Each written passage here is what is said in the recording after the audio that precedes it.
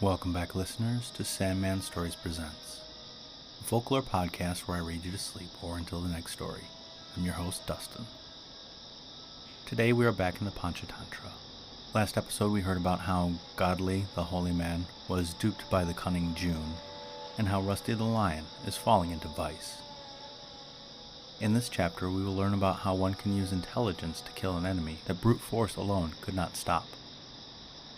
Okay. Let's begin. How the crow hen killed the black snake. In a certain region grew a great banyan tree. In it lived a crow with his wife, occupying the nest which they had built. But a black snake crawled through the hollow trunk and ate their chicks as fast as they were born, even before baptism. Yet for all his sorrow over this violence, the poor crow could not desert the old familiar banyan and seek another tree, for three cannot be induced to go, the deer, the cowardly man, the crow. Three go when insult makes them pant, the lion, hero, elephant. At last the crow hen fell at her husband's feet and said, "My dear lord, a great many of my children have been eaten by that awful snake, and grief for my loved and lost haunts me until I think of moving. Let us make our home in another tree, for no friend like health abounding, and like disease no foe, no love like love of children, like hunger pains, no woe." And again, with fields overhanging rivers, with wife on flirting bent, or in a house with serpents, no man can be content. We are living in deadly peril. At this the crow was dreadfully depressed, and he said, "We have lived in this tree for a long time, my dear. We cannot desert it, for where water may be sipped and grass be cropped, a deer might live content. Yet insult will not drive him from the wood where all his life was spent. Moreover, by some shrewd device, I will bring death upon this villainous and mighty foe." "But," said his wife, "this is a terribly venomous snake. How will you hurt him?"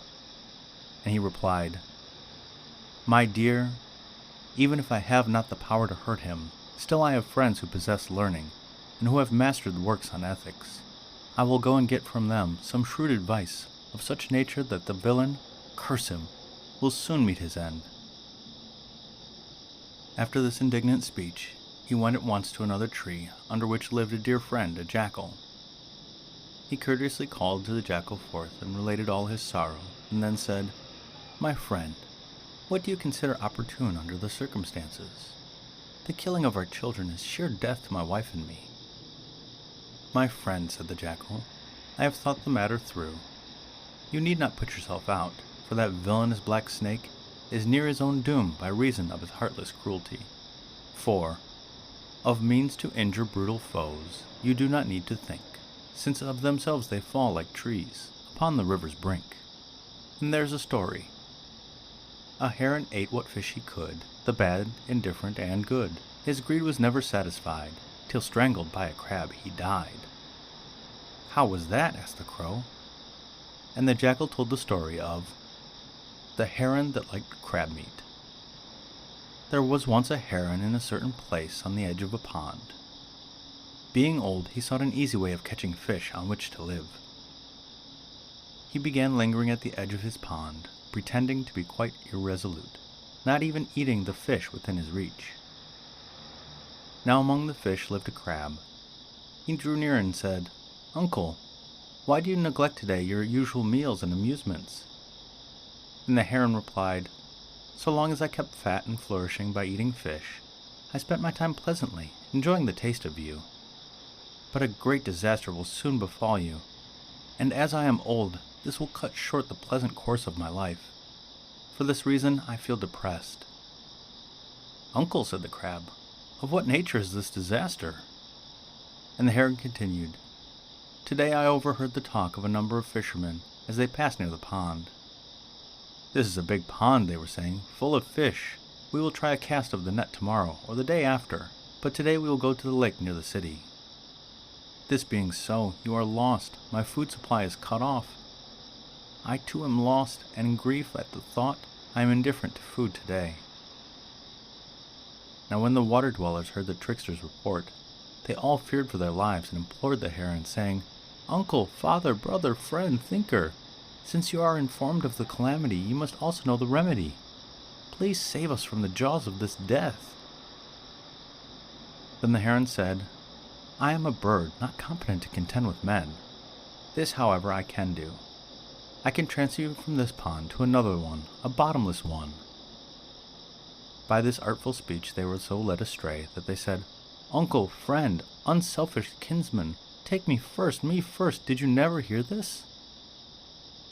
Stout hearts delight to pay the price of merciful self-sacrifice. Count life as nothing, if it end in gentle service to a friend." Then the old rascal laughed in his heart, and took counsel with his mind, thus, "My shrewdness has brought me these fishes into my power. They ought to be eaten very comfortably."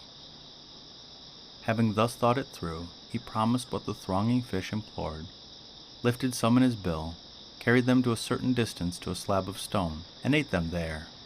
Day after day he made the trip with some supreme delight and satisfaction, and meeting the fish, kept their confidence by ever new inventions.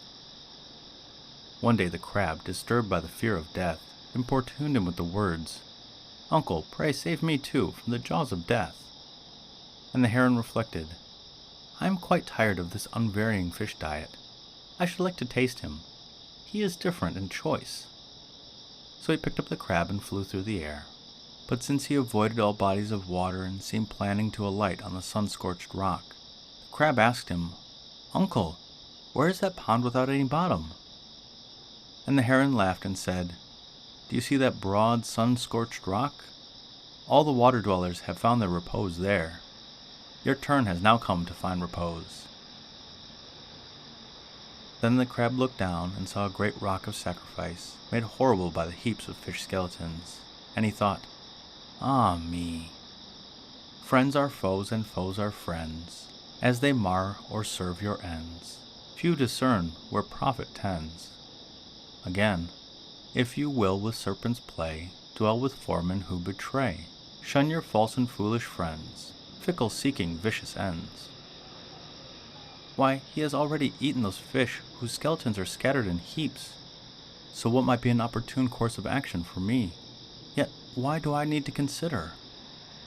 Man is bidden to chastise, even elders who devise devious courses arrogant, of their duty ignorant. Again, fear fearful things while yet no fearful thing appears. When danger must be met, strike and forget your fears. So before he drops me there, I will catch his neck with all 4 claws. When he did so, the heron tried to escape, but being a fool, he found no parry to the grip of the crab's nippers, and had his head cut off. Then the crab painfully made his way back to the pond, dragging the heron's neck, as if it had been a lotus stalk. And when he came back among the fish, they said, "Brother, why come back?" Thereupon he showed the head as his credentials and said, "He enticed water-dwellers from every quarter, deceived them with his prevarications, dropped them on a slab of rock not far away, and ate them. But I, further life being predestined, perceived that he destroyed the trustful, and I have brought back his neck. Forget your worries, all the water-dwellers shall live in peace." And that is why I say, a heron ate what fish he could, and the rest of it. "My friend," said the crow, "tell me how this villainous snake is to meet his doom." And the jackal answered, "Go to some spot frequented by the great monarch. There seize a golden chain or a necklace from some wealthy man who guards it carelessly. Deposit this in such a place that when it is recovered, the snake may be killed." So the crow and his wife straightway flew off at random, and the wife came upon a certain pond. As she looked about, she saw the women of the court playing in the water, and on the bank they had laid golden chains, pearl necklaces, garments, and gems. One chain of gold the crow hen seized, and started for the tree where she lived. But when the chamberlains and the eunuchs saw the theft, they picked up clubs and ran in pursuit. Meanwhile, the crow hen dropped the golden chain in the snake's hole, and waited at a safe distance. Now when the king's men climbed the tree, they found a hole, and in it a black snake with a swelling hood. So they killed him with their clubs, recovered the golden chain, and went on their way. Thereafter the crow and his wife lived in peace. And that is why I say, in cases where brute force would fail, and the rest of it.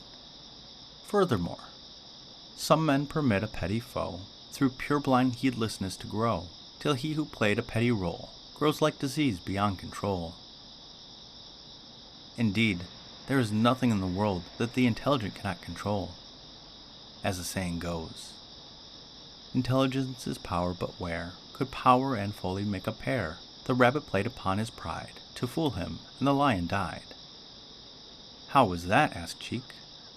And Victor told the story of Numbskull and the rabbit.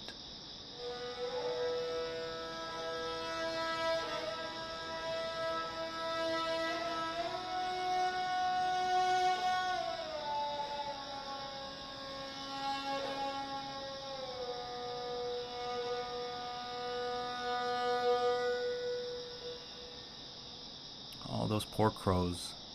How nice it was to see them get rid of that terrible snake. And at the same time, the snake was just being a snake.